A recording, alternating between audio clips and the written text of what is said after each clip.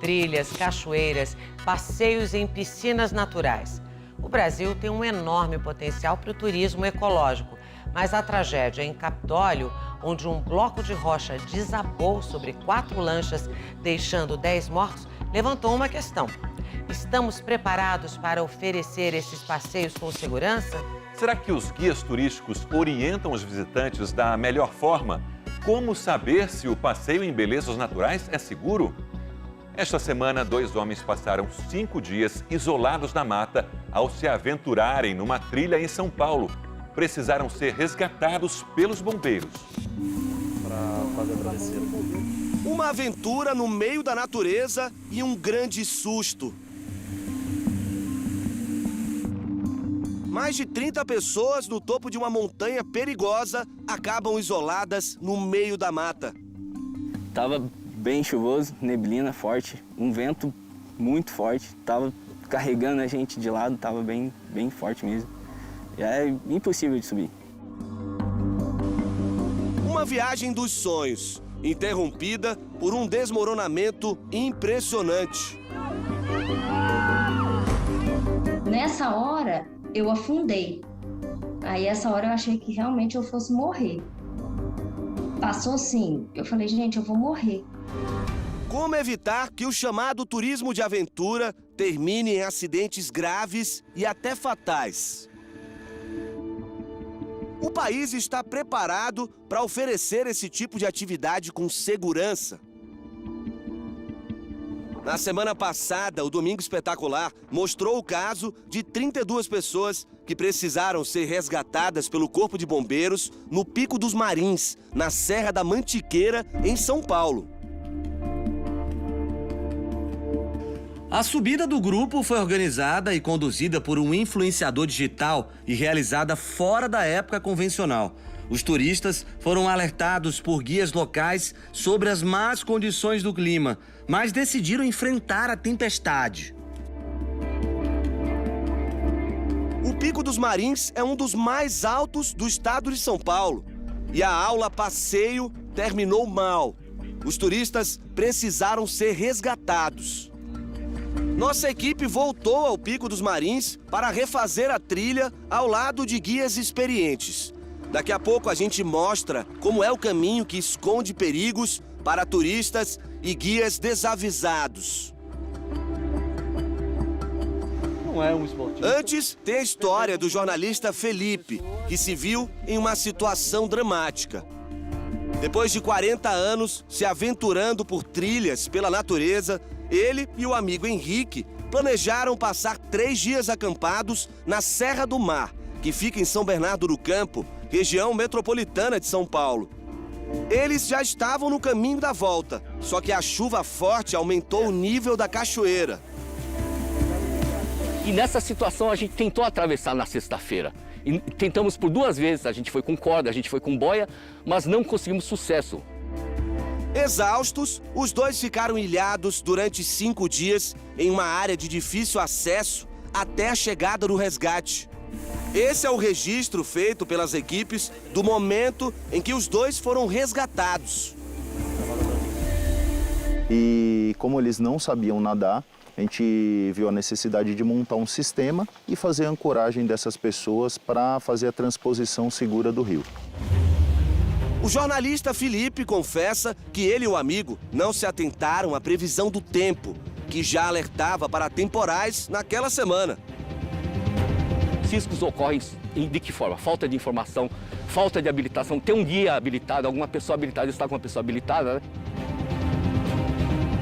Mas nada se compara à experiência vivida pelo casal Henrique e Ana com os filhos.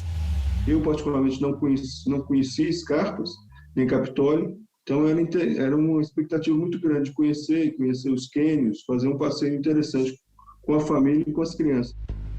Mesmo com o tempo chuvoso, o casal partiu com a família em uma lancha para fazer o passeio. Logo, o clima, que era de alegria, deu lugar ao desespero. Um paredão de rochas desabou em cima das embarcações, matando 10 pessoas.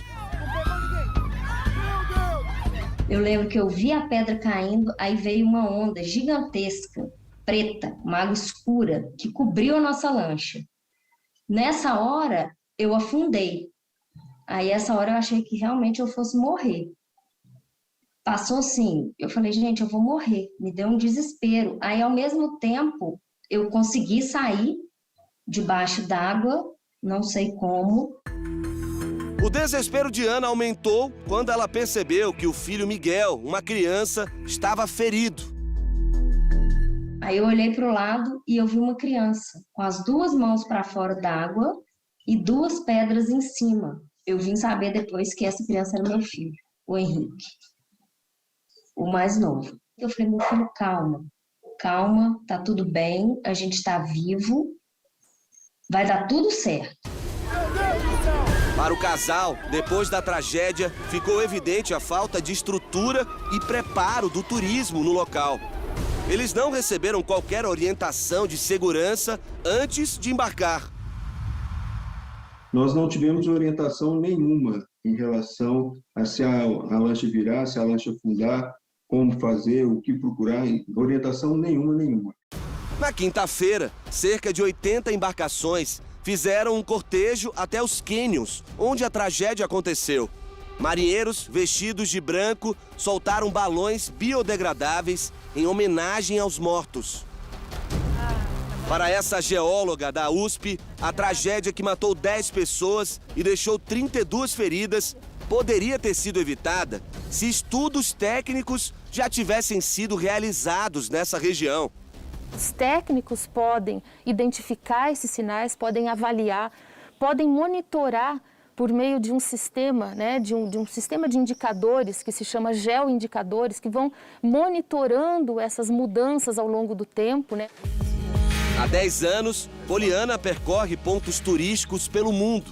Ela é especialista na implementação de sistemas de segurança para atividades turísticas de aventura.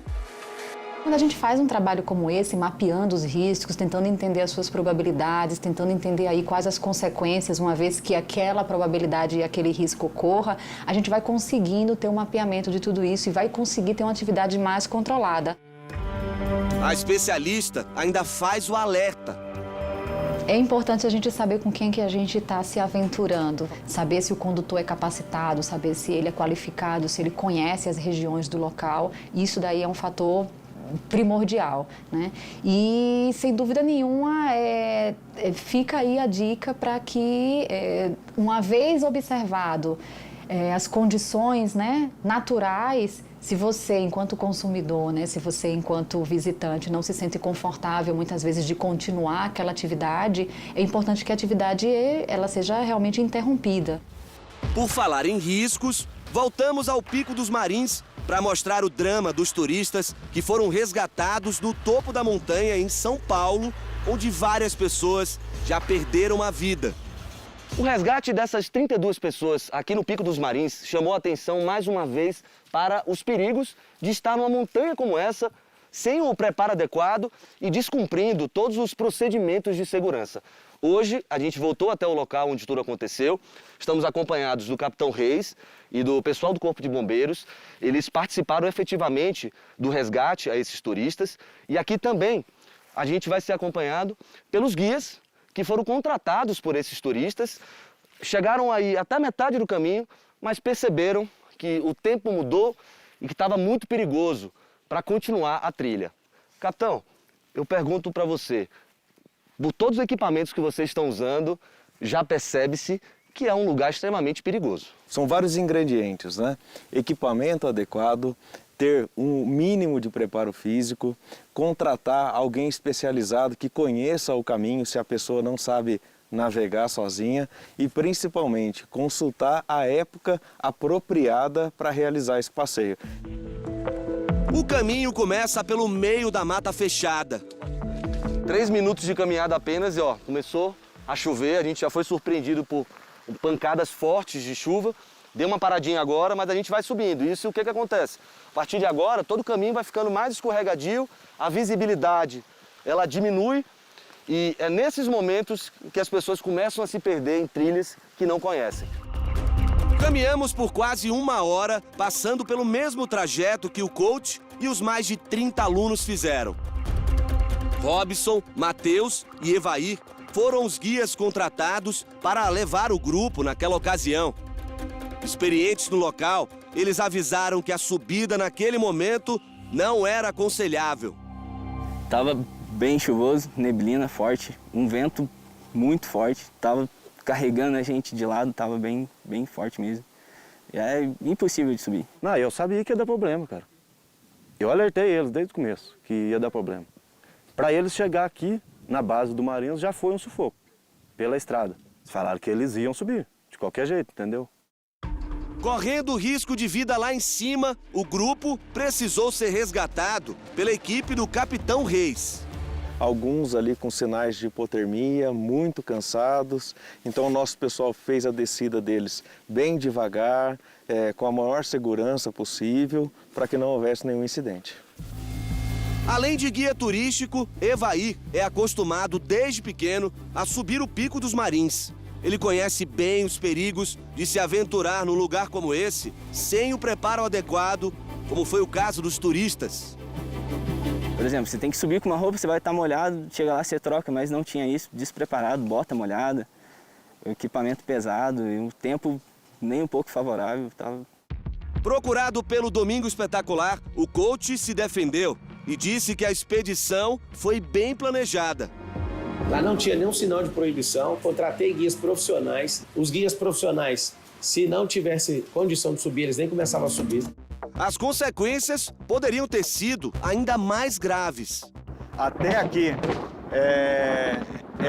é um local que deu para a gente fazer em segurança, mas você observa, olha as condições climáticas, como vira muito rápido, então a gente tem que obedecer todos os quesitos de segurança. É uma montanha maravilhosa, linda, o ecoturismo aqui é muito forte, mas tem que ser feito com responsabilidade. Responsabilidade, uma palavra que, diante da grandiosidade da natureza, pode significar também segurança.